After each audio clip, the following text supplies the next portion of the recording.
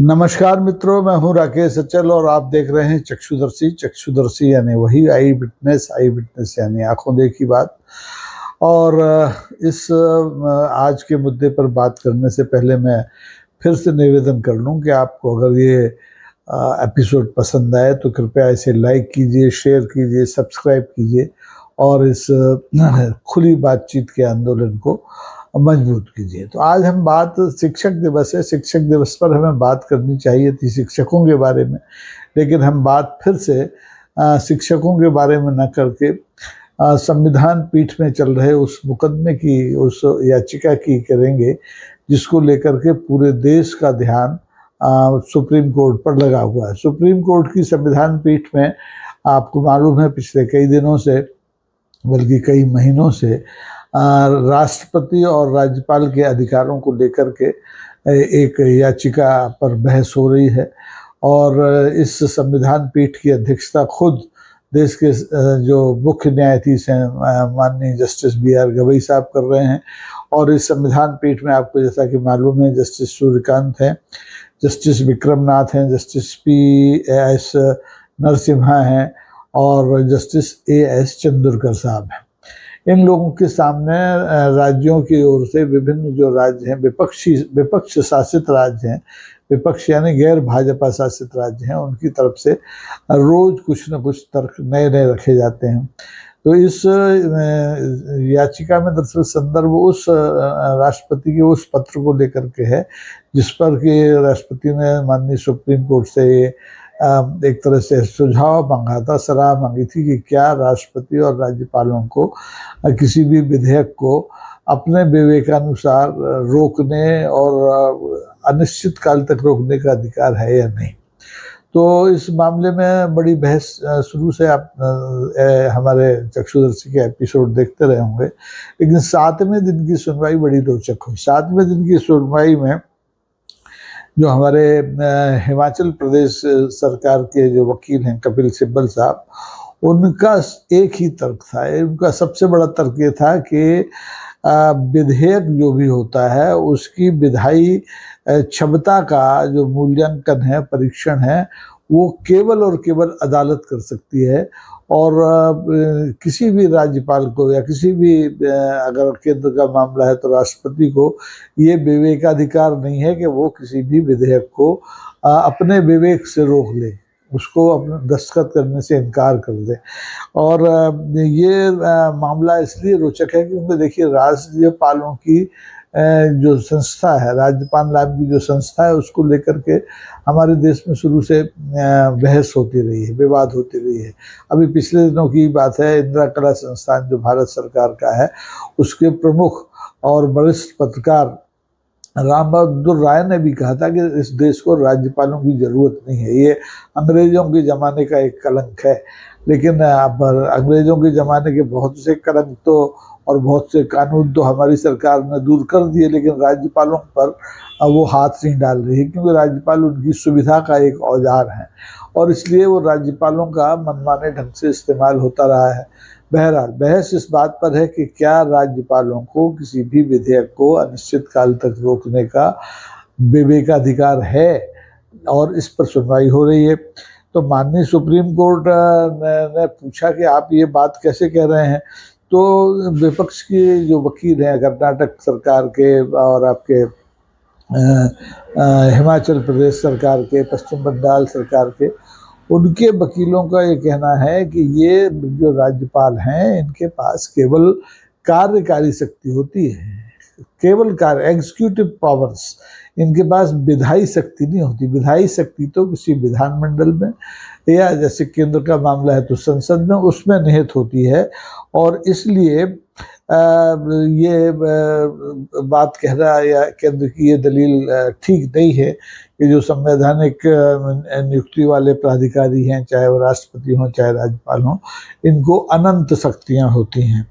आप हिमाचल प्रदेश के जो वकील हैं सरकार के, हिमाचल सरकार के जो वकील हैं आनंद शर्मा, उनका तो ये कहना है कि राष्ट्रपति हो चाहे राज्यपाल हो, उनके बारे में 1954 से, आज से नहीं 1954 से ये स्थिति है कि ये सिर्फ एक तरह से क्या कहना चाहिए कि शो पीस हैं, इनके पास कोई विधायी शक्ति नहीं है। ये विधायी शक्तियाँ जितनी भी होती हैं वो या तो मंत्रिमंडल में निहित होती हैं या फिर जो विधानमंडल है, चाहे वो संसद हो चाहे विधानसभाएं हो, उसमें निहित होती है। और वैसे भी राज्यपाल विधानसभाओं के या संसद राष्ट्रपति संसद के प्रति उत्तरदायी नहीं होता। वो जब भी सदन की सत्र होते हैं तो वहाँ सिर्फ उद्बोधन देता है सरकार की ओर से, यानी वो अध्यक्षता नहीं कर रहा होता है, वो पीठासीन अधिकारी नहीं है सदनों का। इसलिए सीजीआई ने सवाल किया वकीलों से, विपक्ष के वकीलों से, कि अगर ये अधिकारों को, राज्यपाल के अधिकारों और राष्ट्रपति के अधिकारों को आप ये विवेकाधिकार क्यों नहीं मानते हैं? तो चाहे वो कपिल सिब्बल साहब हों और चाहे आनंद शर्मा हों और चाहे ये अपने क्या कहते हैं कर्नाटक के हैं गोपाल सुब्रमण्यम हो, तीनों ने ये कहा कि देखिए साहब, बस सीधी सी बात है कि ये संप्रभुता का मामला है, ये विधानमंडलों की संप्रभुता का मामला है, ये संसद की संप्रभुता का मामला है। इसे किसी राज्यपाल या किसी राष्ट्रपति को नहीं सौंपा जा सकता। ये विवेकाधिकार उनके पास है ही नहीं कि वो किसी विधेयक को जो राज्य मंत्रिमंडल ने या केंद्र मंत्रिमंडल ने या संसद ने या विधानसभा ने पारित करके राष्ट्रपति या राज्यपाल के पास भेजा है तो वो उस पर दस्तखत न करे। उन्हें दस्तखत करना ही चाहिए, करना ही चाहिए। वो प्रश्न पूछ सकते हैं और फिर बाद में जो जैसा भी उत्तर उन्हें राज्य मंत्रिमंडल या केंद्रीय मंत्रिमंडल की ओर से मिले उससे वो बाध्य हैं, वो उसको पुनर्विचार के लिए लौटा भी सकते हैं, लेकिन अनिश्चित काल तक उस पर दस्तखत करने से इनकार नहीं कर सकते। किसी भी विधेयक की जो वैधानिकता है उसका परीक्षण या उसकी वैधानिक क्षमता का परीक्षण केवल और केवल माननीय अदालतें कर सकती हैं। किसी राज्यपाल या किसी राष्ट्रपति को ये अधिकार नहीं दिया जा सकता।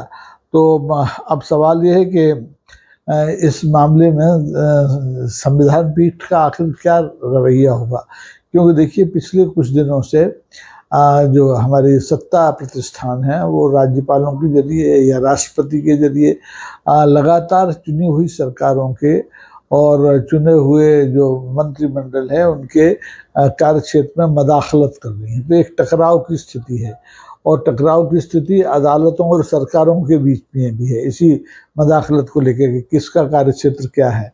तो ये टकराव अब इस मुद्दे पर राज्यपाल और राष्ट्रपति के अधिकार क्षेत्र, विवेकाधिकार क्षेत्र के मुद्दे पर धीरे धीरे और बढ़ता जा रहा है। और केंद्र जो हमारा माननीय सुप्रीम कोर्ट है उसके सामने जो मामले आ रहे हैं अलग अलग तरह के, SIR का मामला आया, वक्फ बोर्ड कानून का मामला आया और अभी अनुसूचित जाति के मामलों में जमानत का मामला आया। इन सब मामलों में माननीय अदालत ने जो फैसले सुनाए हैं, जो निर्देश दिए हैं, उन सब से हमारी जो सरकार है, केंद्र सरकार खासतौर पर, राज्य सरकारें तो हैं होती ही परेशान है, केंद्र सरकार ज़्यादा परेशान है क्योंकि उसे अदालतों का बढ़ता दखल विधायी कामकाज के परीक्षण को लेकर के या दूसरे मुद्दों को लेकर के नागवार सा लग रहा है। आपको मालूम है कि हमारे सुप्रीम कोर्ट के पिछले जो हमारे पूर्व मुख्य न्यायाधीश थे उन्होंने इलेक्टोरल फंड जुटाने की जो विधा थी, जो बॉन्ड्स थे, उसको असंवैधानिक करार कर दिया था। इससे राजनीतिक दलों को, सभी राजनीतिक दलों को, खासतौर पर सत्तारूढ़ राजनीतिक दल को बहुत बड़ा झटका लगा, सदमा लगा, क्योंकि अब वो उस तरीके से अपने राजनीतिक कार्यकलापों के लिए प्रतिष्ठानों से, व्यापारियों से चंदा वसूल नहीं कर सकते। अब चंदा वसूली के लिए दूसरे तरीके खोजे जा रहे हैं। विकल्प तो हमारे हर चीज़ का होता है, हर चीज़ की काट ढूंढ ली जाती है। अगर सुप्रीम कोर्ट, माननीय सुप्रीम कोर्ट 3 कदम आगे चलता है तो हमारी जो सरकारें हैं वो 5 कदम आगे चलती हैं, कोई ना कोई नया रास्ता खोज लेती हैं। तो अब लेकिन यहाँ गाड़ी अटक गई है राज्यपालों और के विवेकाधिकार और राष्ट्रपति के विवेकाधिकार क्षेत्र को लेकर के। आपको मालूम है कि शुरू में इस मुद्दे पर पूर्व राज्यपाल और पूर्व उपराष्ट्रपति माननीय जो हमारे जगदीप धनखड़ साहब हैं, उन्होंने भी माननीय अदालत की बड़ी धज्जियां उड़ाने की कोशिश की थी, खुलकर बयान दिए थे, जबकि उनको संवैधानिक पद पर रहते हुए इस तरह के बयान देने का कोई अधिकार नहीं है। वो माननीय राष्ट्रपति श्रीमती द्रौपदी मुर्मू की तरह चिट्ठियां लिख सकते थे, माननीय अदालत को निवेदन कर सकते थे, लेकिन धमका नहीं सकते थे। और माननीय राष्ट्रपति ने भी जो 14 प्रश्न माननीय सुप्रीम कोर्ट से पूछे थे, वो भी एक तरह से पहली बार हुआ। इस तरह से कोई भी राष्ट्रपति किसी भी पूर्व राष्ट्रपति ने इस तरह से सुप्रीम कोर्ट से सवाल नहीं किए कि वो स्थिति स्पष्ट करे कि राज्यपाल को ये अधिकार क्यों नहीं है, या राष्ट्रपति को ये अधिकार क्यों नहीं है, या माननीय सुप्रीम कोर्ट को ये अधिकार नहीं है कि वो किसी राज्यपाल को या किसी राष्ट्रपति को विचाराधीन विधेयकों पर एक निश्चित समय सीमा में दस्तखत करने के लिए कहे। तो मामला पेचीदा होता जा रहा है और इसकी पेचीदगी दिनों दिन बढ़ती जा रही है और सबकी नज़र, पूरे देश की नज़र इस समय लगी हुई है माननीय सुप्रीम कोर्ट की इस संवैधानिक पीठ पर, क्योंकि संवैधानिक पीठ पर जो निर्णय देती है वो बड़े महत्वपूर्ण होते हैं। उन निर्णयों को या तो सरकार, केंद्र की सरकार, राज्यों की सरकार सिर झुका के मान ले, और नहीं मान ले तो फिर संसद के ऊपर ये हो जाता है कि वो माननीय सुप्रीम कोर्ट के फैसलों से इतर जाकर के कोई नया कानून बनाए, कोई नए संशोधन करे। तो ये भी बड़ा कठिन काम होता है, क्योंकि जो राज्यपाल नाम की संस्था है ये हमारे यहाँ आज से विवादास्पद नहीं है, ये कांग्रेस के ज़माने से भी विवादास्पद रही है। कांग्रेस ने भी अपने सरकार के समय में राज्यपालों के जरिए जो दूसरे दलों की सरकारें थीं उन्हें गिराने का, उन्हें परेशान करने का पाप खूब किया है, और यही पाप हमारी मौजूदा सरकार लगातार कर रही है। ये पाप करने के जो एक सबसे बड़े आरोपी थे हमारे माननीय धनखड़ साहब, जो उपराष्ट्रपति भी बने इस पाप के वजह से पदोन्नत होकर के, लेकिन उन्हें सजा भी मिली, रातों रात उनसे इस्तीफा ले लिया गया। अब तो वो सरकारी घर भी खाली करके किसी फार्म हाउस में, किसी पॉलिटिकल पार्टी के नेता के फार्म हाउस में डले हुए हैं। और इधर सत्तारूढ़ दल के ही जो शुभचिंतक हैं राम बहादुर राय जैसे वरिष्ठ पत्रकार, वो भी राज्यपाल नाम की संस्था को गैर जरूरी बता रहे हैं। वो कह रहे हैं कि इस संस्था को होना ही नहीं चाहिए। तो अब मुझे लगता है कि आने वाले दिनों में एक आम राय बनेगी देश में कि राज्यपाल हो या ना हो, क्योंकि राज्यपाल बिल्कुल अंग्रेजों के ज़माने की व्यवस्था है, बढ़िया। उसका एक राजभवन होता है, उसकी एक समानांतर सत्ता होती है। अगर राज्यपाल थोड़ा सा तेज तर्रार है और केंद्र सरकार के पूरे संरक्षण में है, तो वो किसी भी राज्य सरकार के लिए, किसी भी मुख्यमंत्री के लिए समस्याएं खड़ी कर सकता है, और करी हैं। बहुत से प्रकरण है, एक आध प्रकरण नहीं, केवल अभी ये धनखड़ साहब का बंगाल वाला प्रकरण नहीं है, ढेरों प्रकरण, दक्षिण का प्रकरण जिनको लेकर के ये जो सवाल खड़ा हुआ है सुप्रीम कोर्ट तक पहुंचा है, वो भी उसमें शामिल है। और पुराने, आपको याद हो, रमेश भंडारी जैसे और राज्यपाल कितने चर्चित रहे हैं। तो इन सब को अब अतीत में आप झांकेंगे तो एक लंबी फहरिस्त आपको मिल जाएगी कि राज्यपालों की भूमिका का या राज्यपालों के अधिकार का केंद्र की सरकार किस तरह से दुरुपयोग करती है। तो अब हमें उम्मीद करना चाहिए कि देश की सर्वोच्च जो न्यायालय है वो इस मामले में कोई ना कोई ऐसा ऐतिहासिक फैसला देगी जो कि नज़ीर बन जाए और हमेशा हमेशा के लिए राज्यपालों और राष्ट्रपति के अधिकारों को निर्धारित कर सके। अब ये राजनीतिक इच्छा शक्ति अलग होती है, लेकिन कानून की इच्छा शक्ति अलग है। हम सबको इस पर नज़र रखनी होगी। और ये जो बहस है लगातार रोचक हुई है। अभी 7वें दिन की बहस थी, अभी निरंतर बहस चलेगी छुट्टियों के दिन को छोड़ करके। तो देखते हैं क्या होता है। तो आप भी देखते रहिए चक्षुदर्शी पर। आपको मैं इस मामले में, खास तौर पर इस मामले में लगातार अपडेट देने की कोशिश करूंगा, ताकि आप भी जान पाएँ कि राज्यपालों का और राष्ट्रपति का जो क्षेत्राधिकार है, जो जो उनका भविष्य है, वो क्या होने वाला है। तो आज के लिए बस इतना ही, और दोबारा से वही अपील कि अगर अच्छा लगे ये एपिसोड आपको तो लाइक ज़रूर कीजिए, शेयर कीजिए। मैं शेयर करता हूँ तो मुझे मेरा व्हाट्सअप रोक देता है, व्हाट्सअप बंद हो जाता है, इसलिए आप शेयर कीजिए।